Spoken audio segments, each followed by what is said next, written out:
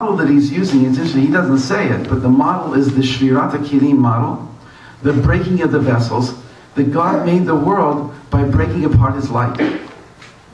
And then he brought it together into new structures, which in Hebrew is called Partzufim, new composite, synergistic structures, where the broken pieces of the puzzle that we're born with, don't throw anything away. That's what you need to make yourself who you are. And so I want to see that in the other person, and I want to see it in myself. The model is to build on what you've been given. Don't throw anything away. This is very ecological. Don't throw anything away. This is all awesome. It might be in its wrong place. Like Rabbi Nachman says in the story of the exchanged children, that there's the very end of the story, there's a chair, there's a throne, and like everything is like perfect, except there's one little thing on top of the back of the chair. There's a rose missing, and it's on the floor. It's out of its place. Replacing it where it was, everything comes into alignment. It's just moving things into their perfect alignment. Us aligning with Hashem, our hearts aligning with our minds, our will aligning with God's will, right? It seemed to be that I was out of skew, I was out of sorts. I have to just get centered, right? To know that everything that I need is what I have already. It's putting it together. It's a wholeness concept. So, the second paragraph, this teaching is implicit in the words of the Psalm, in Psalm number 37. So Psalm 37 is an awesome psalm. And he's choosing here verse 10. Just to build up to it a little bit. You don't have it, but the psalm goes like this. Just a few of the verses as I translate them. Trust in Hashem and do good. In return, Hashem will reward you. Again, you don't have this. This is verse 3, let's say. You will then dwell securely in the land and earn a livelihood that is based on being faithful and trustworthy. Verse 4 of Psalm 37. You will delight in Hashem, and he will fulfill your heart's desires. 5. Just turn to Hashem in all your ways, and rely on him for all your needs. Trust in him, and he will do, i.e. he will guide you in all your ways, and make sure that you arrive at your desired destination. Verse 6. As opposed to those who practice evil, he will bring your righteousness forth like the light of the dawn, for all to see, as opposed to those who practice deceit, who must fear Hashem's judgment. He will bring forth your judgment, your merit, your meritoriousness, like the noonday sun. Be silent before Hashem, and hope to him alone. Be silent and wait patiently in the face of his decrees, even if they seem unfair, i.e., even if the righteous suffer and the wicked prosper. Wait for his salvation. Don't be jealous of the one whose ways are successful, i.e., who attains temporal success, of the man who uses trickery to attain his ends. Relent from anger. Leave off from becoming heated. Stop being jealous of the one whose only thought is to do evil. Verse 9, for those who practice evil will be cut off, while those who hope in Hashem will dwell securely in the land. And in but a little bit, the od me'at, the wicked man in this psalm, and in you will disappear. If you'll do all this, verses 1 through 9, if you'll cool it, and just know that you just trust that what Hashem is giving you in life is to be clear, to be honest, to have integrity, to be there, right? Then you won't have any anger towards the world and towards other people. You won't be jealous of everybody else. And then in but a little bit, the wicked man in this psalm and in you will disappear and cease to exist. You will reflect on his place, and he will not be there. On the contrary, the humble will inherit the land, the world. They shall delight in an abundance of good. And he goes on. It's a long psalm. It's a very complex psalm. Like all psalms, it's great. It's eternal. It's incredible lessons.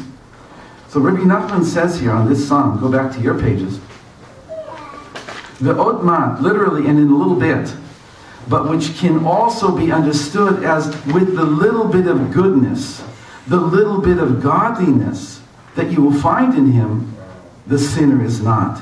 You shall reflect upon his place, and he won't be there. This verse is telling us to judge everyone favorably.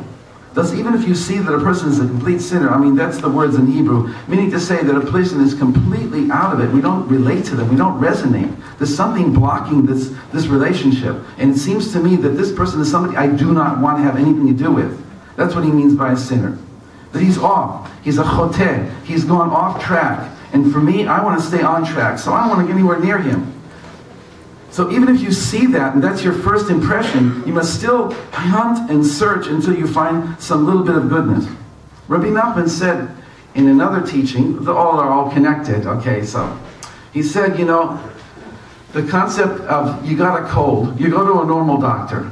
But if you have something, it's more serious. You don't go to just any doctor. You find out who the best is in that field and you go. And Rabbi Nachman applies it spiritually. Somebody who's really deeply in trouble needs to go to a tzaddik, that is to say, somebody who sees beyond the moment and what's going on right now into the eternal level of who you are. Whatever, however he says it that the sicker the patient, the more that you need a greater doctor. So we have to become those doctors. If somebody is really bothersome, you know what? My fifth child, our fifth child, wow, he was tough. We talked to him and he turned away. Come on, Shimon, turn your face, let's talk. Turn away. His rabbis couldn't relate to him. His teachers like, wow, what's going on with this kid? That son, he changed his name from Shimon Eliyahu when he was 13. He said, my name is now Eli. He took away Shimon.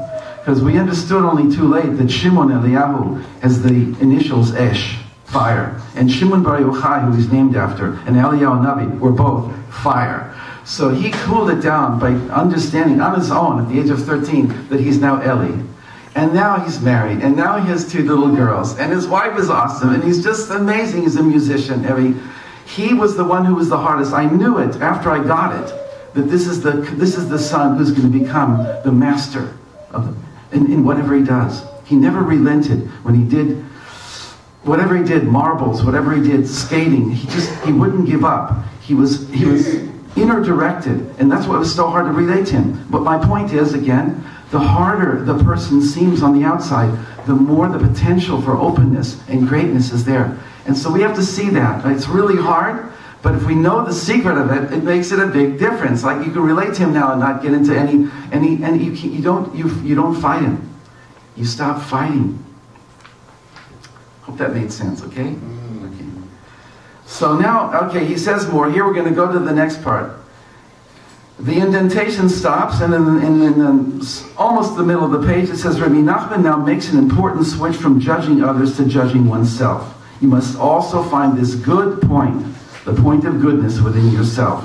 It is a known principle that one must be very sure to be happy always and keep far away from depression. It may be that when you start examining yourself, it seems as if you have nothing good in you at all. You see that you're full of sin, and the evil one wants to push you into depression and sadness as a result. Even so, you must not allow yourself to fall, not on any account. What you should do is to search until you find that bit of goodness, which is nothing less than the spark of godliness within yourself.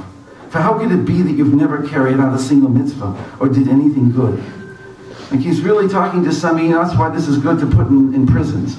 Prisons, we're all in prisons in one way or another, but literally in a prison, they make you feel like you're the worst thing in the world, right? Rabbi Nachman's Torah, Meshivat Nefesh, and all the different things that came out through Rabbi Nachman's teachings, it gives a person back, you know what, maybe I'm not the worst thing in the world.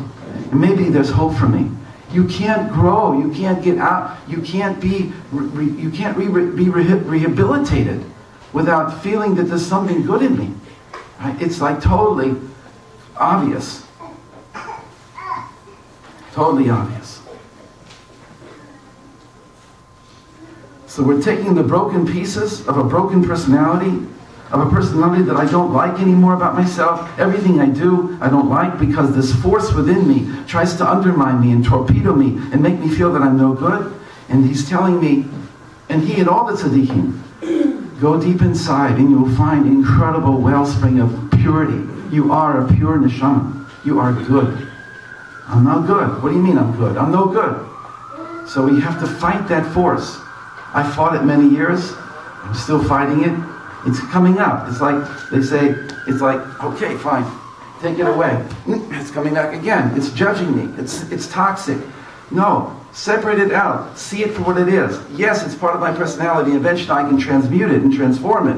But in the meantime, it seems to be the opposite of what I want. But allow the process to unfold by becoming as objective as you can about who you are as a person. This is an important part of yourself, but right now it needs your help. It's like the concept of the hurt child.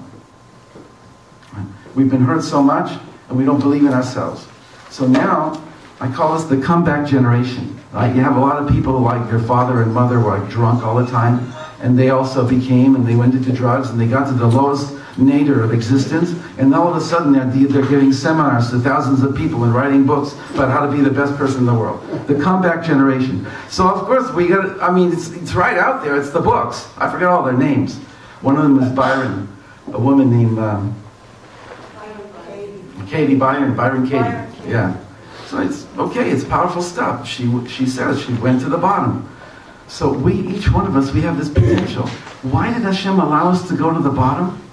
Because He wanted us to come to the highest. Wow, amazing. Like if you see it in perspective, when it's happening, like you don't want it to happen. But afterwards, you build. You become more of who you are because you did what you did.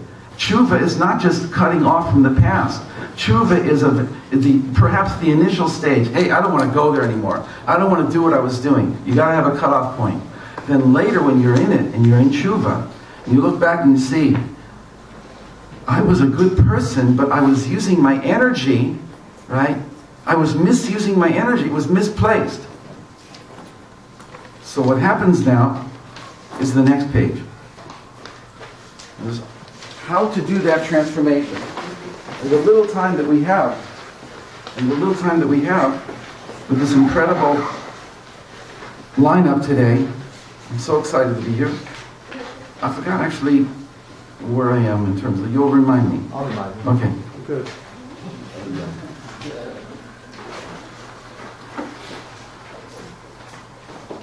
It's in Hebrew. I made it like as big in terms of the size of the letters as I could. We're not going to learn the whole thing, but there are certain things on here which is from the continuation of the teaching in Likuti Halachot. What we were doing until now was Likuti Moharan. Rabbi Natan takes this teaching and makes it the first teaching in Likuti Halachot. Aleph, Aleph. This is what he starts with. And what he does here is he adds a certain number of things that I want to share with you.